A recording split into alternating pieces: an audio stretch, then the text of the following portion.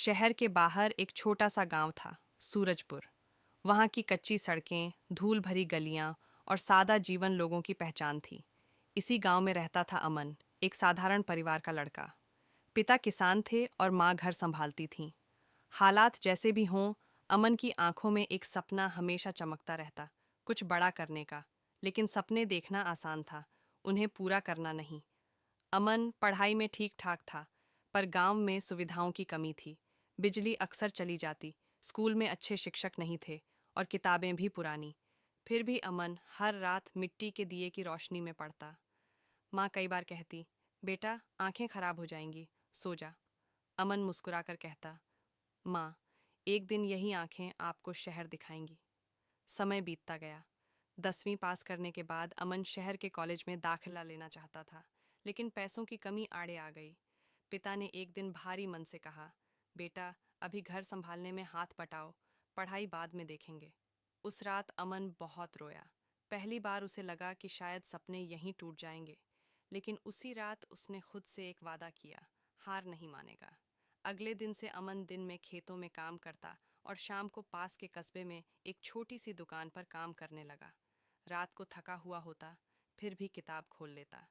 कई बार नींद किताब पर गिर जाती, लेकिन हौसला कभी नहीं। गांव के लोग मजाक उड़ाते, इतनी मेहनत किस लिए, आखिर किसान का बेटा किसान ही बनेगा।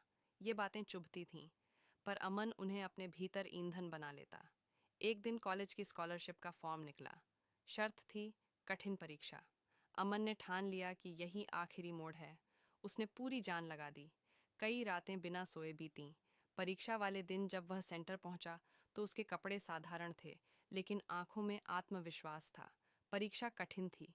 कुछ सवालों में वह अटक गया, पर उसने हार नहीं मानी। जो आता था पूरे मन से लिखा। हफ्तों बाद परिणाम आया। उस दिन गांव के डाकिये ने जब अमन के हाथ में लिफाफा थमाया तो उसके हाथ कांप रहे थे। माँ और पिता दोनों पास खड़े थे। अमन ने धीरे धीरे लिफाफा खोला और अगले ही पल उसकी आंखों से आंसू बह निकले। उसका चयन हो चुका था, पूरी स्कॉलरशिप। माँ ने उसे गले लगा लिया। पिता की आंखें भर आईं। वही पिता जो कभी उसे रोक रहे थे, आज गर्व से कह रहे थे, मेरा बेटा बहुत आगे जाएगा। सालों बाद अमन एक सफल इंजीनियर बना, लेकिन उसने शहर में ही रह जाना नहीं चुना। वह वापस अपने गांव लौटा, एक नए स्कूल की नींव रखने।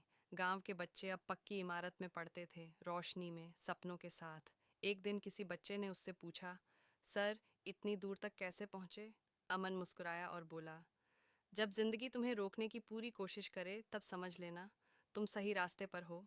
बस आखिरी मोड़ तक डटे रहो।